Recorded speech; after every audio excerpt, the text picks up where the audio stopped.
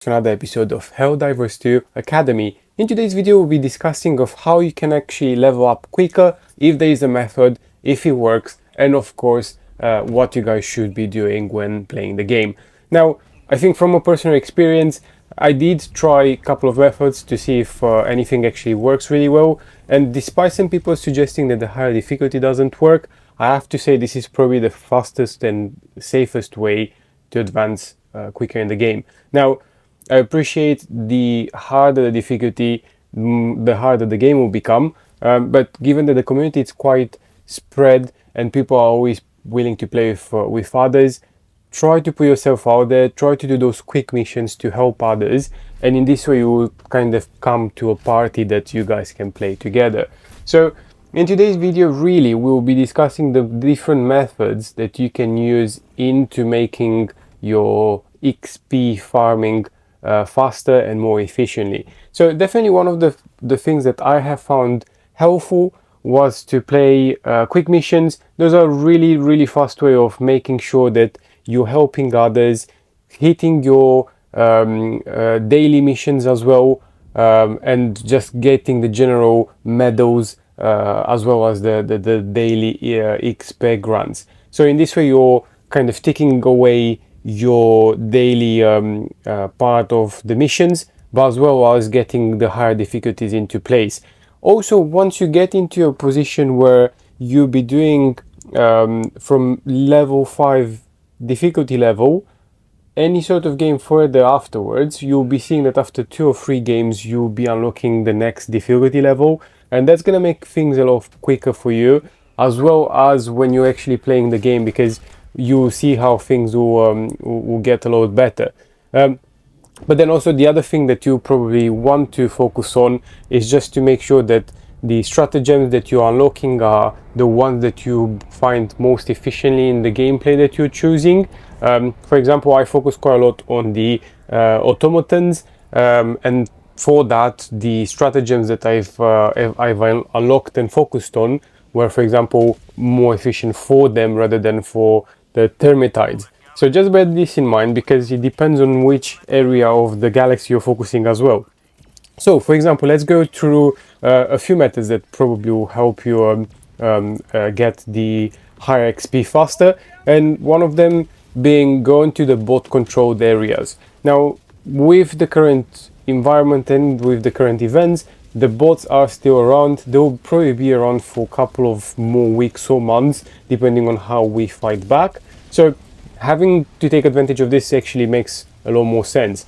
Now, you can do a number of things. You can either do search and destroy, which means that you'll be looking after all the fabricators in those areas and try to destroy them as quickly as possible. Or you can do the general missions, where if you're deploying with a team, focus on the actual objectives. Now, of course, with a team it will be quite easy, and in this video that is playing in the background, you'll be able to see that I was focusing on the mission while the team was focusing on the fabricators. So these are two kind of ways of making sure that you're farming those experience points. On the other side, if you're playing by yourself, if you're doing a blitz, search and destroy, for example, try to be as stealthy as possible. And what I mean by that, it's just to get your stratagems and try to make these missions from a distance. Now, the next thing that will probably help you to do things quite easily is to get some mortars. Mortars are the fastest way of taking again things from a distance. So just make sure, if you're working on to unlocking some stratagems, get those mortars unlocked and have a variety of them that you can choose from. Now, the last thing that you'll probably want to do as well is to make sure that before completing a mission, any of the side quests are done. By doing the side quests, you're ensuring that all the XP is done. You're also unlocking all the schems scattered around the map, and also it gives you a better understanding of how the actual game mechanic works. You'll be seeing there's certain items that will require 2 players at least to unlock in order to be able to access those rooms. So just be conscious that if you're not traveling and actually looking around the map, you won't be able to find all the items you need. So these are the best ways to kind of always make sure you're making the most out of your missions, and by doing that you're ensuring that you've got 4 or 5 stars for the completion of the mission, which is probably the highest you can get, and at the same time you're being awarded the most points. Now, on the other hand as well, if you're playing with randoms, most likely everyone can play their part, so perhaps use your voice chat, see who's willing to do the main objective and who's willing to do the fabricators and the side missions. So at least in this way you guys are acting the most efficient as possible, and even if you're completing the missions and you're running low on reinforcements, just by completing the missions you're able to just finalize the mission even though you're not being able to extract. So that's, just bear this in mind. You don't have to have the pressure of the actual redeployment numbers being high. So just carry on the main objective, and as soon as that's done you'll be able to extract. Now, on the other hand as well, when you're playing with other people, it's probably worth just being conscious of those redeployment pods. People might get frustrated sometimes if you continue dying or if they continue dying, so just try to be as supportive as possible. Also, it makes a huge difference when you're in different environments. People do not realize that if there's a firestorm and they redeploy you in a firestorm, you probably won't be able to survive. So just be conscious of this stuff as well, because they do make a difference. But equally, try to make the game as enjoyable as possible for everyone else.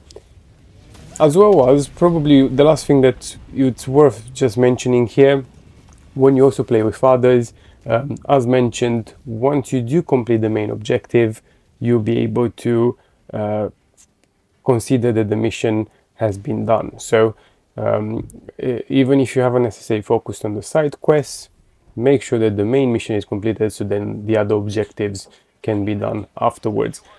Most likely, once you start doing the other objectives and after the main mission is done, the enemy spawns will be harder and harder. There will be more and more coming your way.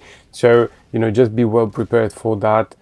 Get your supplies ready, as well as having the stratagems ready as well, just in case things do get a bit more messier.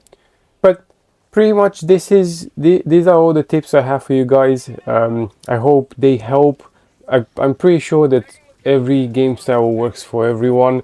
It doesn't necessarily mean that what works for me would work for you. The game is fairly diverse, and I think it's quite dynamic in that sense. So try different methods yourself, see which one ticks your boxes. But these are definitely some tips that you could perhaps use to get to the desired level. But I think the actual fun starts once you're around level 15.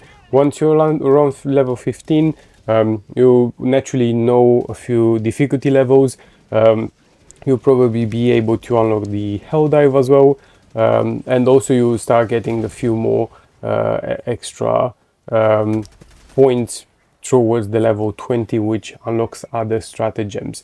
So yeah, just keep going, guys. I think the hardest bit, it's going past level 10, but anything beyond that is becoming a lot more let's say dynamic and challenging. So that's all for today. Thanks so much for watching. I hope this video helped you guys achieve the desired outcomes, and as always, looking forward to seeing you in the next video. And if you do have any sort of suggestions or any commentaries for the community, please do leave them down in the comment section below, and I'll see you guys in the next video soon.